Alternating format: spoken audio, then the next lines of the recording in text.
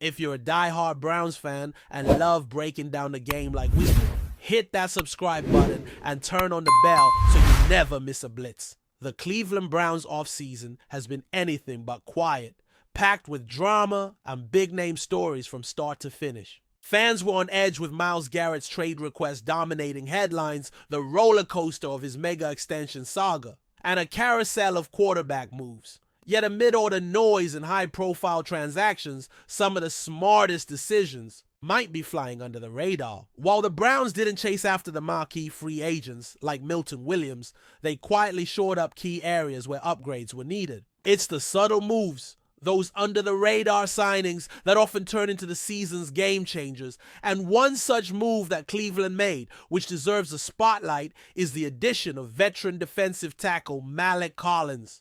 This signing might not have grabbed headlines like Garrett's contract talks, but it could end up being one of the smartest plays of the offseason. Maliek Collins comes to Cleveland after a somewhat surprising release from the San Francisco 49ers. Despite being under contract for one more year, San Francisco cut ties with Collins to create cap space, especially with their commitment to big extensions for Brock Purdy and George Kittle. The Browns wasted no time scooping him up, landing Collins on a 2-year, $20 million deal.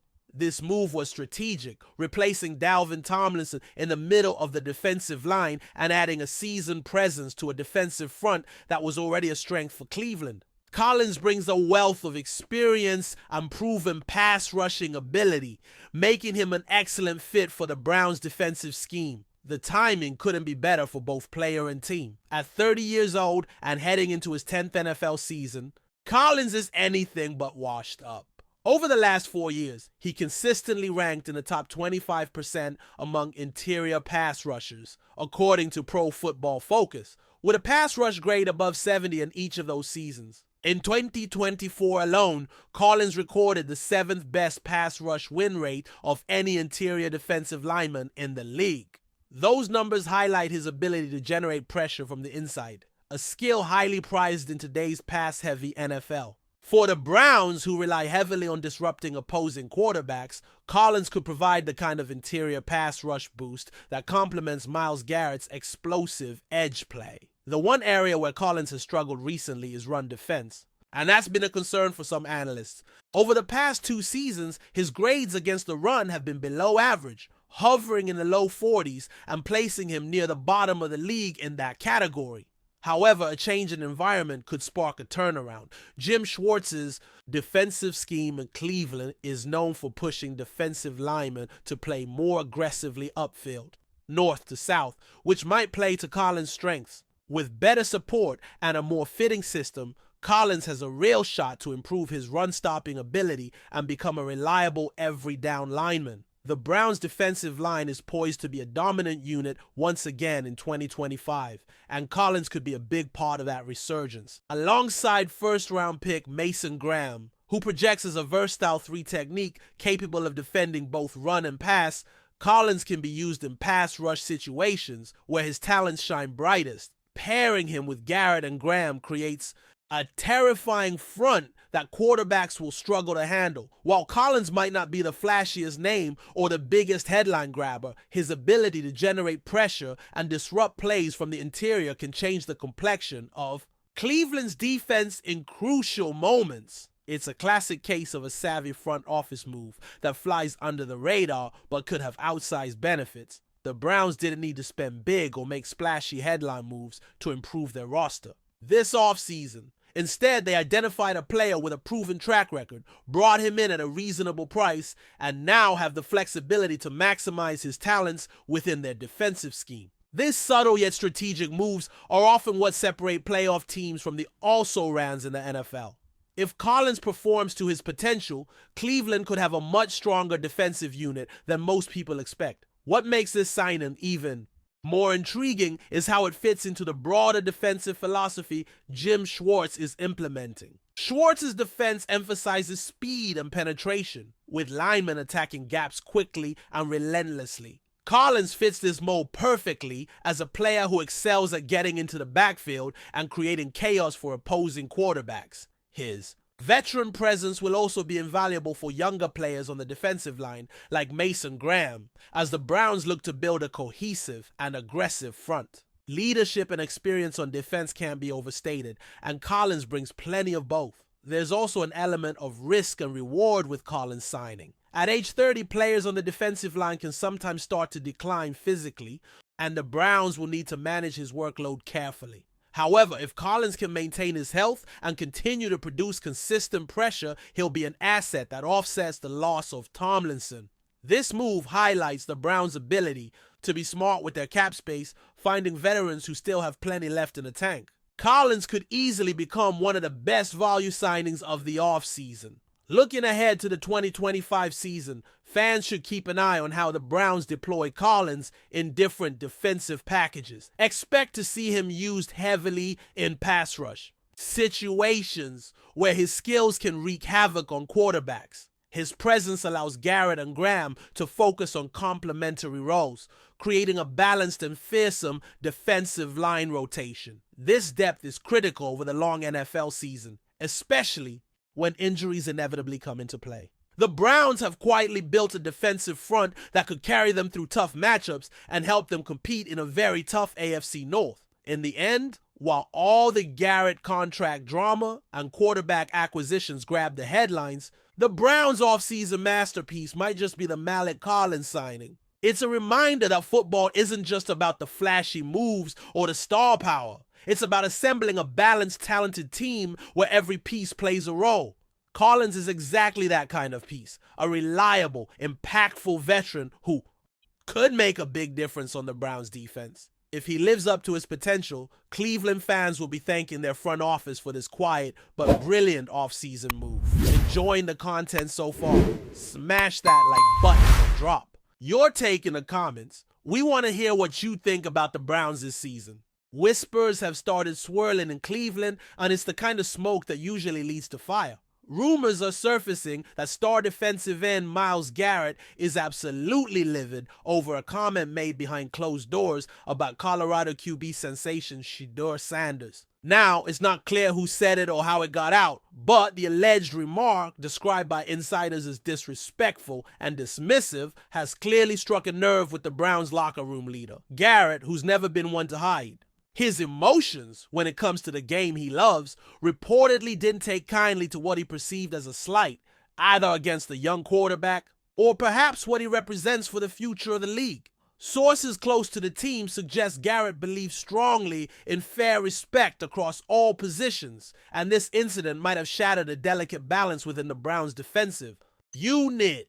Now, let's back up a little bit. SHEDEUR Sanders, the electrifying quarterback from Colorado and son of NFL Hall of Famer Deion Sanders, has been climbing up draft boards like wildfire. Scouts love his poise, his arm, and perhaps most importantly, his confidence. Some say he's a future franchise quarterback, and with Cleveland's quarterback situation constantly under scrutiny, you can imagine how the speculation might start. Could SHEDEUR end up in Cleveland someday? Or worse, could a current Brown staffer have made a comment implying SHEDEUR isn't NFL material or not tough enough in a private meeting? That's the rumor Myles Garrett reportedly caught wind of. And if that's true, it could explain his frustration. For a locker room leader like Garrett, perceived disrespect, even from within, can be taken lightly, especially when it involves young black quarterbacks striving to redefine the position. It's no secret that Garrett has long been an advocate for younger players and for a more progressive view of the game. He's vocal about mentoring rookies, passionate about his role not just as a pass rusher, but as a culture shifter. So imagine the scenario. He hears someone in the organization belittling a player like SHEDEUR, perhaps as part of a routine scouting breakdown, and Garrett takes it personally. Because for him, this isn't just about tape and stats. This is about the kind of energy new players bring into the league, about opportunity and potential. Some sources even suggest Garrett sees shades of himself in SHEDEUR's fight for respect, and that's where the emotional charge kicks in. The situation, according to insiders, escalated quickly, leading to what one observer described as a very tense conversation between Garrett and a member of the Browns front office. Of course, the Browns have declined to comment officially, which only fuels speculation. When a high-profile player like Garrett is reportedly upset, and the team remains silent, people naturally assume there's more going on behind the scenes. Could it be that this was just one of many internal disagreements regarding the team's long-term vision? Or is this more personal for Garrett? Perhaps even a moment of reckoning for how younger QBs, especially outspoken ones like SHEDEUR, are treated by NFL organizations. Those close to the Browns say Garrett has always demanded respect for the game, and if he thinks someone's crossing the line, he won't sit quietly. This could be a sign that he's not just unhappy with a comment, but maybe disillusioned with something deeper within the franchise's culture. Now, here's where things get really interesting. If Garrett's reaction was indeed this strong, what does it say about his future with the team? That's the question floating through the minds of fans and analysts alike. Could this incident, seemingly small on the surface, lead to long-term tension between Garrett and the organization? After all, we've seen superstar players request trades over far less. Garrett has always said he wants to win in Cleveland, but he also wants to be part of a team that respects leadership, diversity, and the future of football. If he's questioning whether those values align anymore, it's not outlandish to think this could be the beginning of a fracture. Some insiders even speculate that if things don't smooth over soon, Garrett might start exploring options, quietly, behind the scenes. Meanwhile, SHEDEUR Sanders himself has said nothing publicly about any of this. But you have to wonder, has he heard the rumor? Has someone in his camp caught wind of what was allegedly said? If so, how does he feel about being at the center of this unexpected firestorm? SHEDEUR has always carried himself with confidence, almost swagger, but even he must be aware that his name has now entered the always unpredictable NFL rumor mill. For a college quarterback still months away from potentially declaring for the draft, this kind of controversy could be a distraction or a motivator. Either way, the moment his name got tangled with Myles Garrett's emotions, the story became national. And you can bet NFL teams are watching how both men handle this. What? Perhaps most telling is the timing. With the offseason in full swing and training camps approaching, tensions are usually low. Players relaxed and the mood optimistic. But this story breaks through that summer calm like a thunderclap. Could it be that Garrett, always seen as the quiet force, has hit a point where he won't accept the old school ways anymore? That maybe he's ready to use his voice not just on the field, but in team dynamics and culture. Some veteran reporters believe this is less about SHEDEUR and more about the atmosphere in Cleveland, an atmosphere Garrett may no longer want to tolerate if it doesn't evolve. For Browns fans, that's a chilling thought. What if the team's most respected player is growing tired of being the silent backbone? Still, others argue this could all blow over. That Garrett is emotional. Yes, but ultimately loyal. That one comment, no matter how offensive, won't be enough to shatter his bond with the team. Maybe he's already spoken to those involved, and the air is clear. Or maybe, in typical NFL fashion, the team will spin this narrative into passion, calling Garrett's reaction proof of his commitment and leadership. But that doesn't erase the larger issue. There was a comment made, one that clearly didn't sit right. And in today's NFL, where player empowerment is rising fast, organizations can't afford to brush off these kinds of reactions. Whether this was a crack in the foundation or just a moment of tension depends on what happens next and how the Browns respond behind closed doors. As the days go by, fans will keep refreshing their feeds, waiting for someone to speak out.